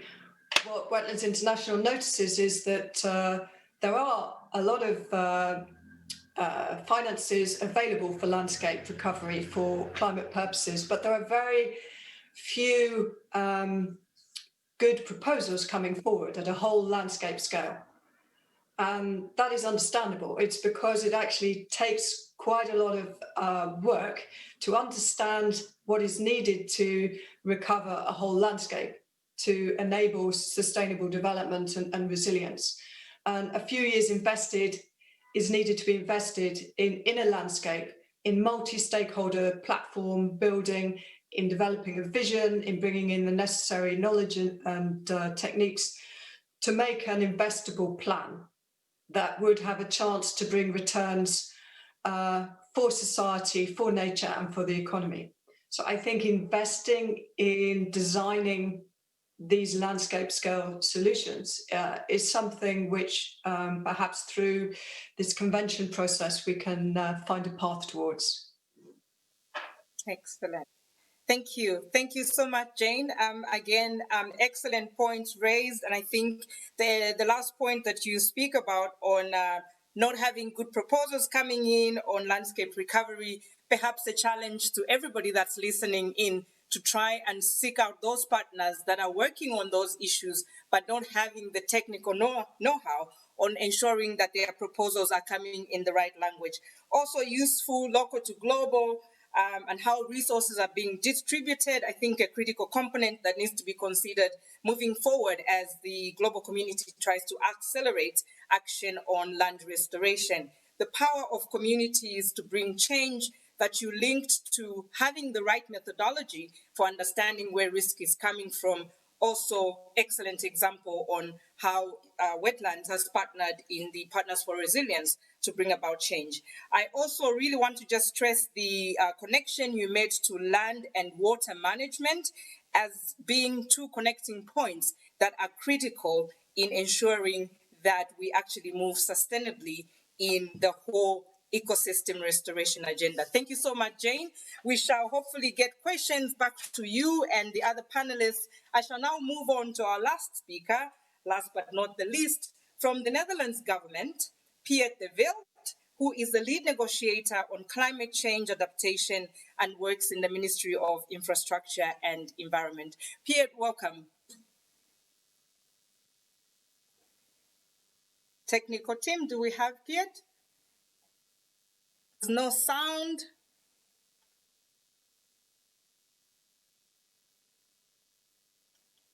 We'll just give it a few minutes to see that Piet does.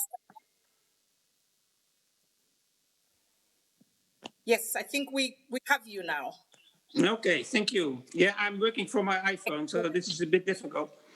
Thank you very much for having me. It's a real pleasure for me to be in this roundtable and to be able to add to the discussions.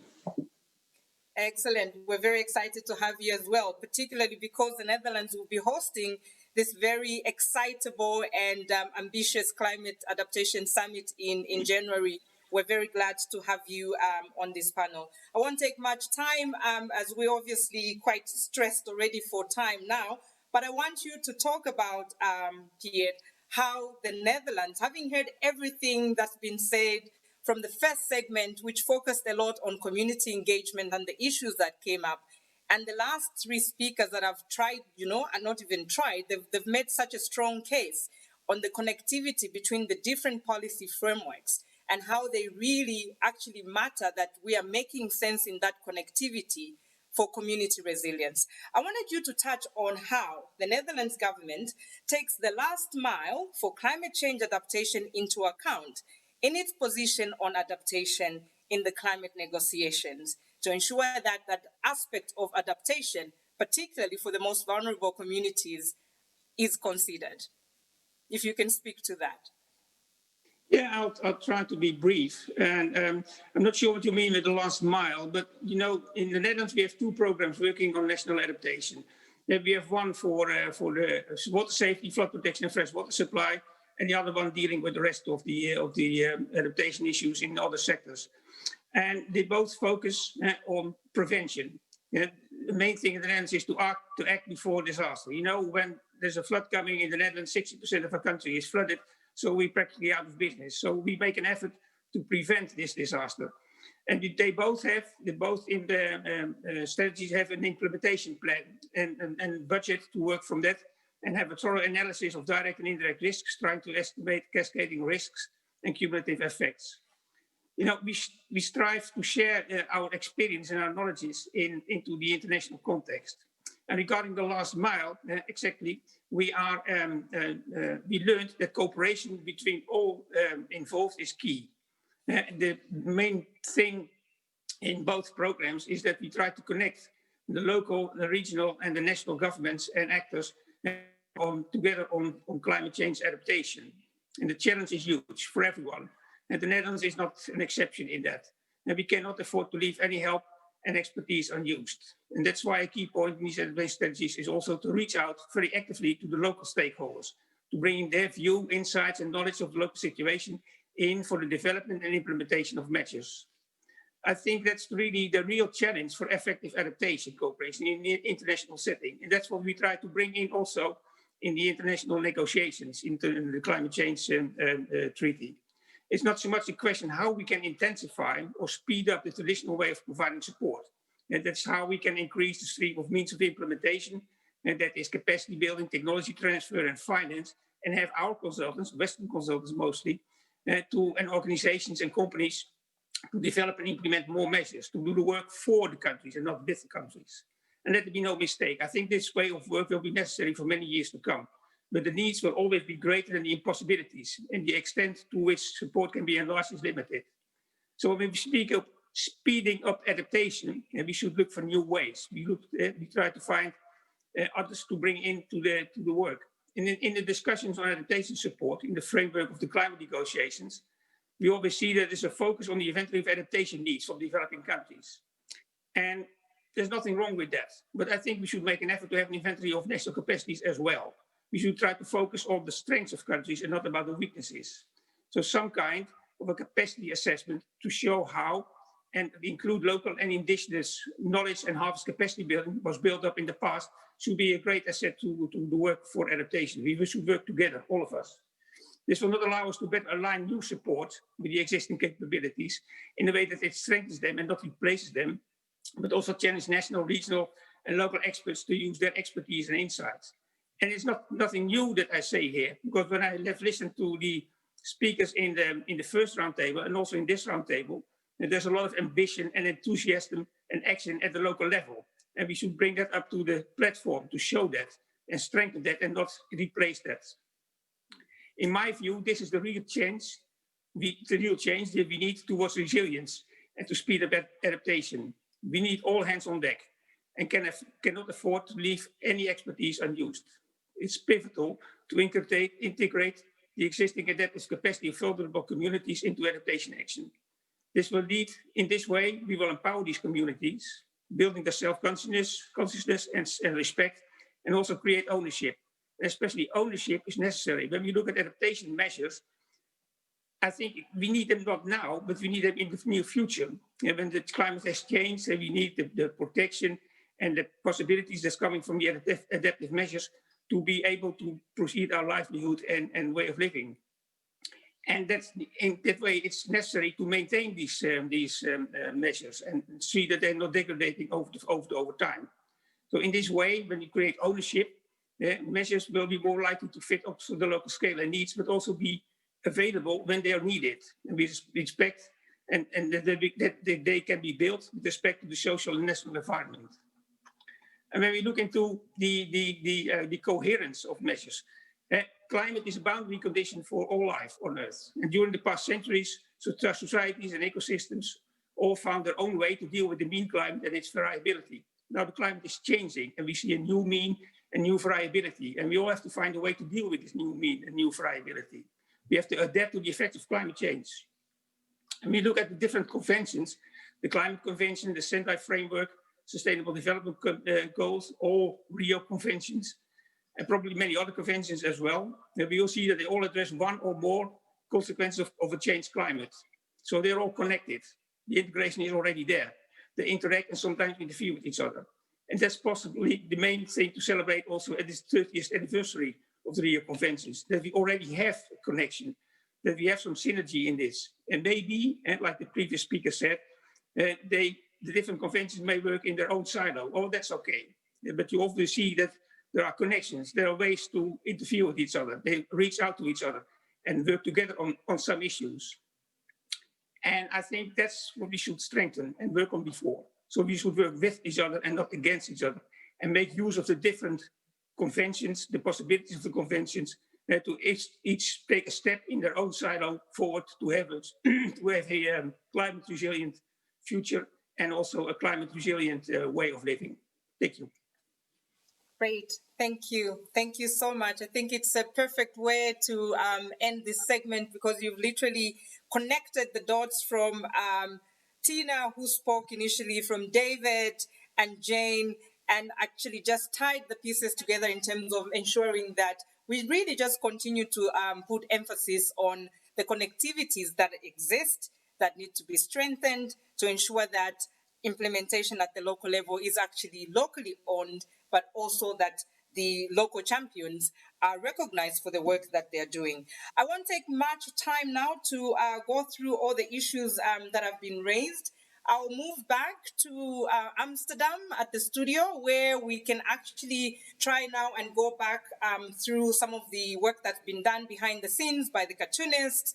And also, if we have time for questions, my colleagues in Amsterdam will guide us through as I look through some of the questions that have come through. I want to say thank you very much to this panel of distinguished speakers.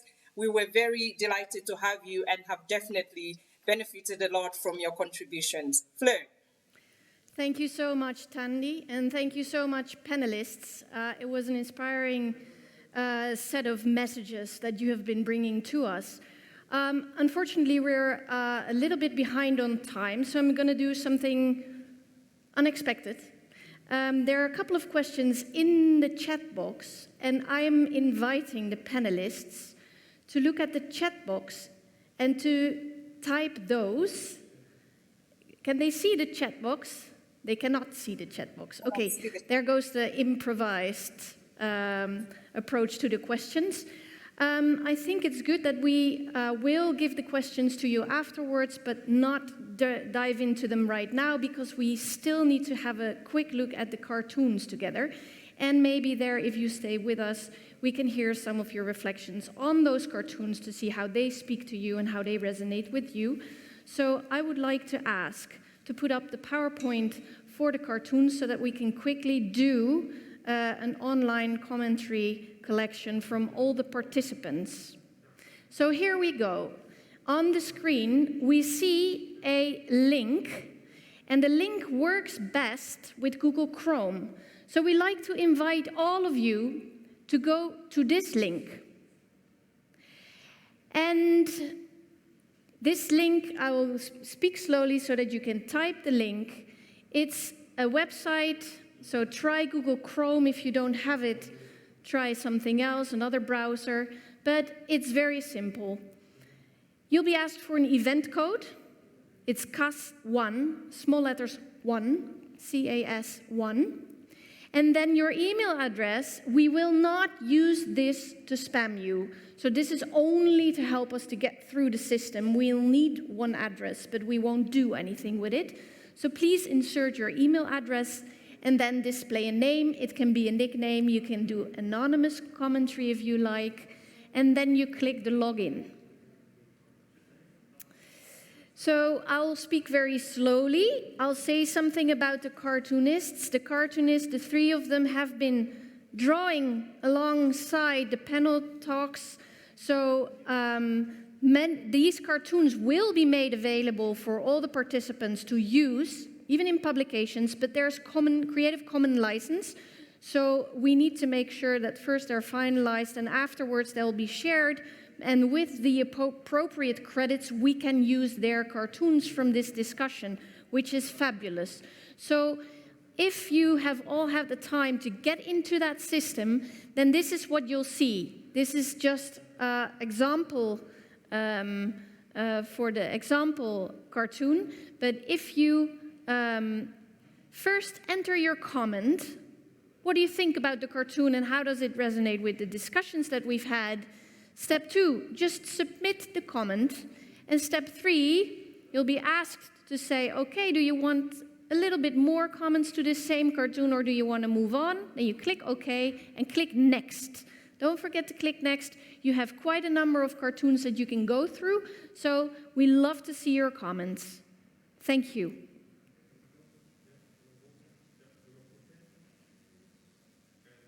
Hello, everyone. Welcome back. We're very happy to see all of these cartoons. Many of them made us laugh really loud. Tandy, can you hear us? Yeah, and Hindu, are you with us as well? We would love to do a quick reflection on the comments that participants have made on these cartoons. So, Hindu, if you're also with us, we would love to hear your voice as well.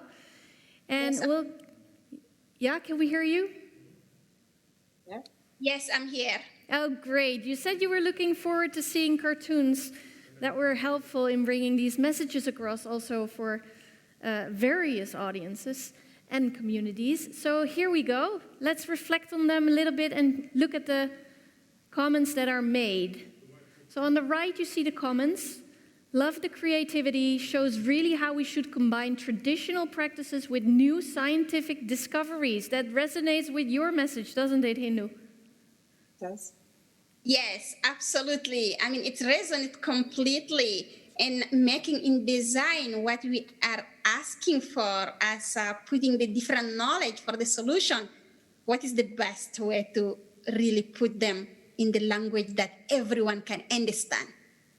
Nice. Let's go to the next one. And we'll see here, oh my goodness, this is fantastic. The marginalized communities are still sitting in the back, even though they're asking to be sitting in the front seat. But there is someone powerful sitting there. Summarizes the discussion best. What do you think? Yeah, I mean, unfortunately, that's what is happening. And then we need to face the reality that we cannot always leave those who are the most vulnerable and who have also the knowledge to sit in the back. So we must empower them and leave the place and let them get in the seat and take the decision to change the world. Exactly. All right, we go to the next. Ooh, it's a long road to adaptation. What do you think, Hindu? Right, it is the long road, but it is not scary at all because we work slowly or we work fast. This is the road we have to take all. So why not we just start working now? So I love the design. Exactly. We need to start walking there. Okay, let's do the next one. Oh, goodness, this is also fantastic. It's not a roof, no. What do you think? Microphone. Yeah, I mean, this also talking to me a lot. It's watching like how, from which angle you are seeing what's happening. Are you using the big angle or are you using just the small angle? I think this for me talking about sharing of information, sharing of knowledge, and giving the access. So you have to be in the right place to look at it in a right way. It looks like a very small box, but at the end it's a big one who can combine a social, cultural, healthy environment and all together. So we have to be holistic.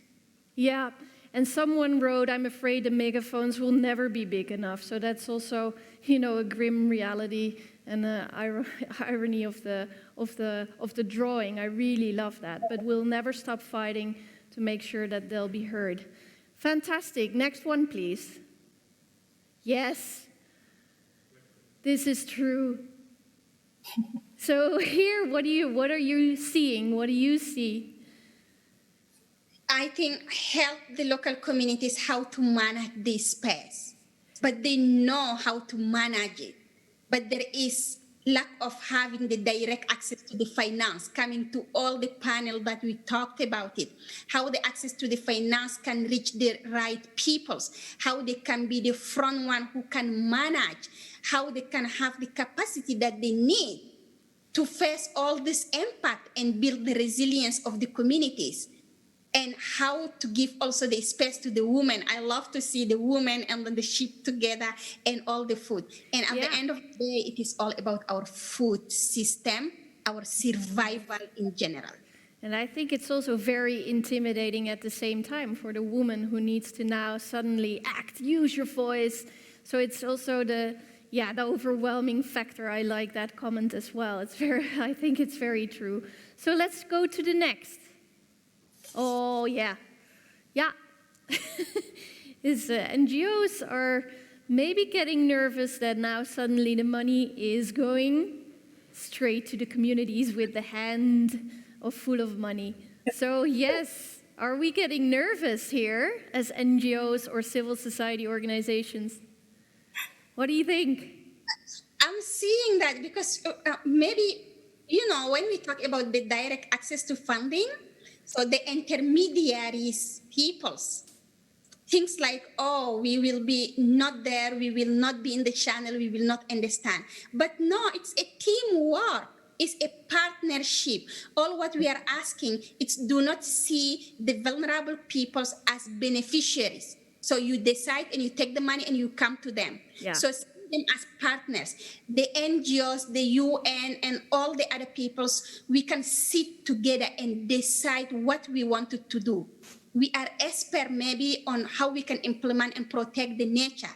But if it is writing the report and respecting all what Donna said, we are not expert on this. We need this capacity. So that's how we can work in partnership. So don't feel scared. We have plan for all. I think that's a very, very good way also to end. Let's all work together and make sure that we're all in it. We need to go back to plenary because we're out of time to go through all the cartoons, but I hope you got a real good flavor of some of these grim realities that are being, shown in these cartoons that really speak to many of the things that we've actually been discussing today.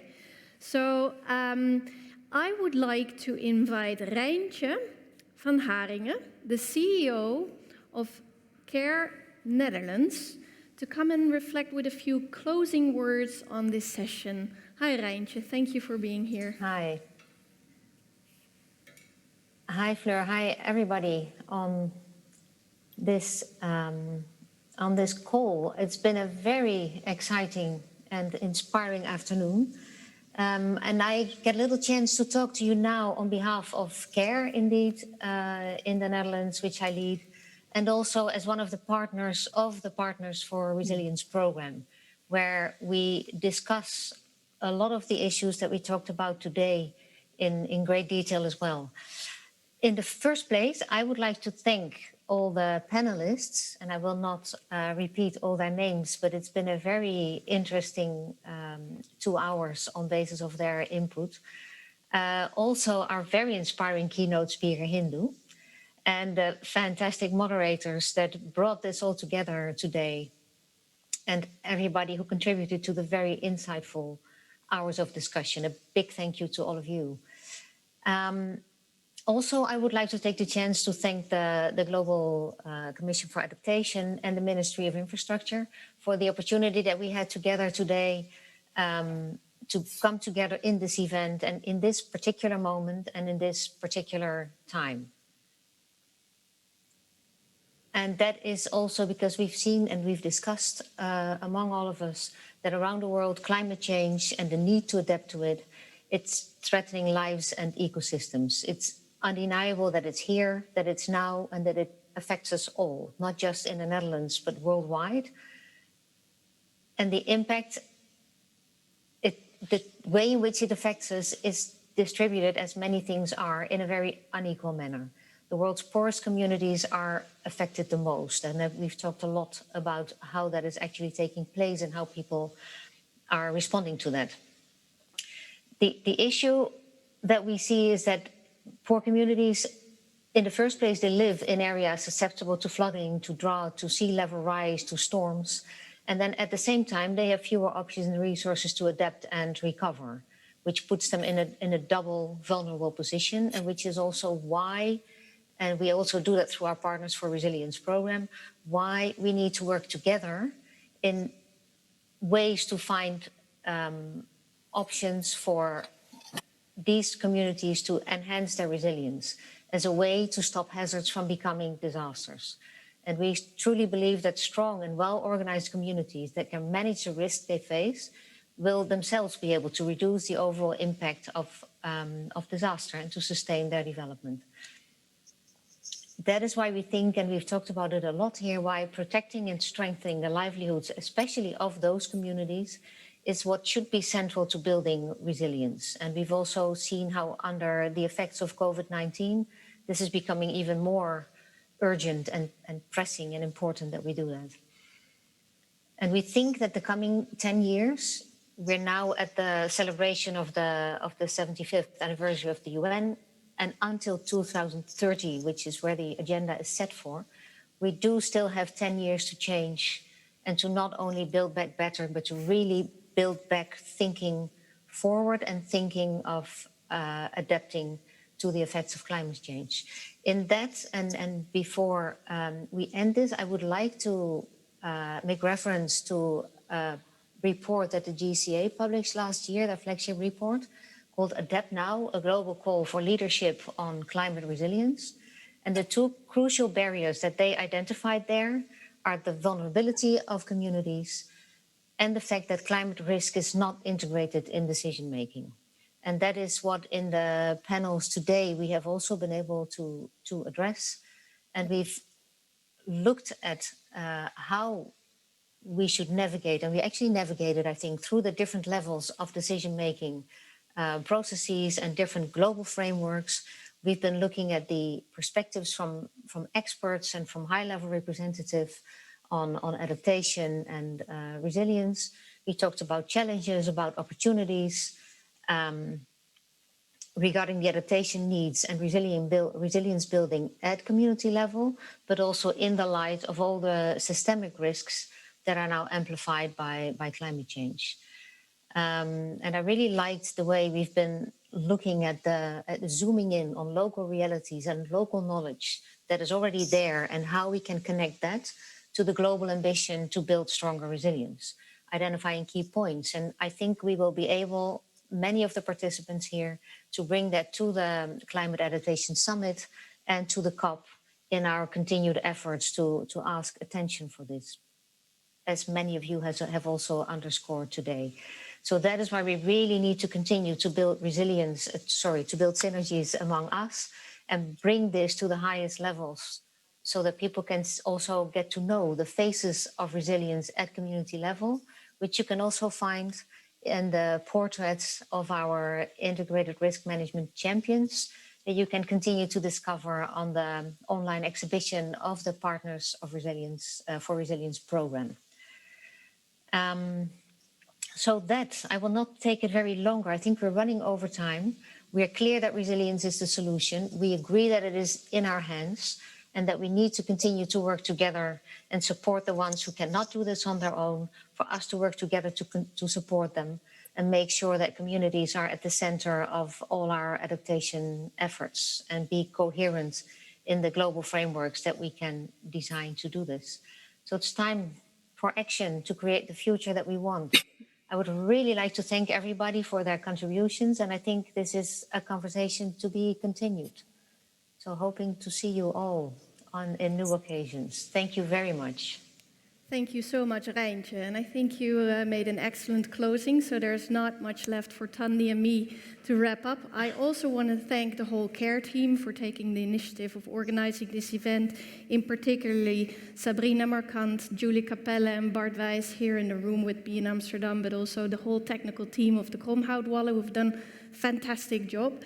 So all is left, the messages that have been brought forward here today need to sound loud and everywhere, and in all the meetings we need to continue to put out those messages forward with upcoming meetings. And I think I heard something very inspiring said by the Secretary General of the International Federation of Red Cross yesterday, who said at some point the global pandemic will pass, but let's be very, very clear, there is no vaccine for climate change, and there will never be.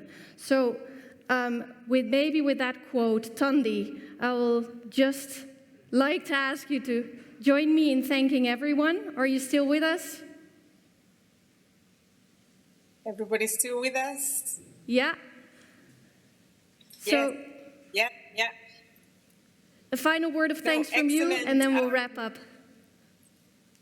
Yes, absolutely excellent conversations. Never enough time to go through these issues, but I think there's enough inspiration to push us to just be a lot more excited and enthusiastic about the work that we're doing, and really continue to enforce the core of I think our current context: power of communities, the localization agenda, financing into the right places, to ensure that that adaptation agenda really comes to pass, and ensuring that the connectivities that we have spoken about today at length is really put into practice at all levels: global level, regional, and local levels. So many thanks to the pearls of wisdom from all our panelists. Thank you, Fleur, for holding the fort out there in the Netherlands, our keynote speakers, Rijntje and Hindu. We very much appreciate your presence today. So that's all from me, from Johannesburg. Everybody have a good day. Thank you so much. Thank you so much. Thanks, Tandy, also for your excellent moderation. Thanks, everyone. Also the listeners, the participants, great to have you. That's right. Bye. Bye, everyone. Bye.